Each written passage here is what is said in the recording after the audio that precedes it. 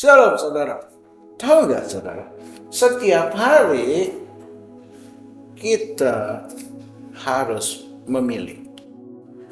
Perubahan dimulai dengan memilih. Kejadian 13 ayat 11. Sebab itu Lot memilih baginya seluruh lembah Yordan itu. Lalu ia berangkat ke sebelah timur dan mereka berpisah. Hampir setiap hari kita dihadapkan pada pilihan. Mulai memilih untuk makan, untuk pakaian yang akan kita pakai, untuk melakukan aktivitas dan sebagainya.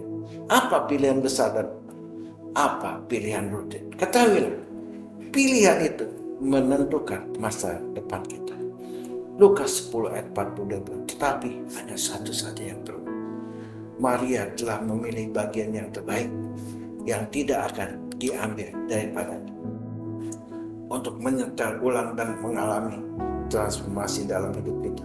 Hal pertama yang harus kita rubah adalah pola pikir. Bagaimana kita melihat diri sendiri dan bagaimana orang melihat diri kita. Dan yang terpenting adalah bagaimana Allah melihat kita. Filipi 1 ayat 10-11 bilang, sehingga kamu dapat memilih apa yang baik, supaya kamu suci dan tak bercacat menjelang hari Kristus, penuh dengan buah kebenaran yang dikerjakan oleh Yesus Kristus untuk memuliakan dan memuji Allah. Jika kita tidak mengubah pola pikir kita terlebih dahulu, maka perubahan tempat atau perubahan suasana sekalipun tidak akan banyak membantu. Mengapa? Karena sekalipun kita pergi ke ujung bumi, kita akan tetap membawa pikiran di depan. 2 Petrus 1 ayat 10 bilang, karena itu saudara-saudaraku, berusahalah sungguh-sungguh supaya panggilan dan pilihanmu makin teguh. Sebab jika kamu melakukannya, kamu tidak akan pernah tersandung. Setiap tindakan dan reaksi dalam hidup ini, baik yang kita rasakan dan lakukan, dimulai dari ide yang timbul dari pikiran kita. Jika kita tidak memikirkannya terlebih dulu, maka hal itu tidak akan pernah terjadi. Jadi pilihan menentukan hasil.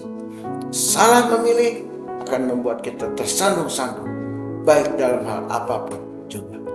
Yakobus 2 ayat 5 bilang, dengarkanlah hai saudara-saudara yang kukasihi, bukankah Allah memilih orang-orang yang dianggap miskin oleh dunia ini untuk menjadi kaya dalam iman dan menjadi ahli waris kerajaan yang telah dijanjikannya kepada barang siapa yang mengasihi.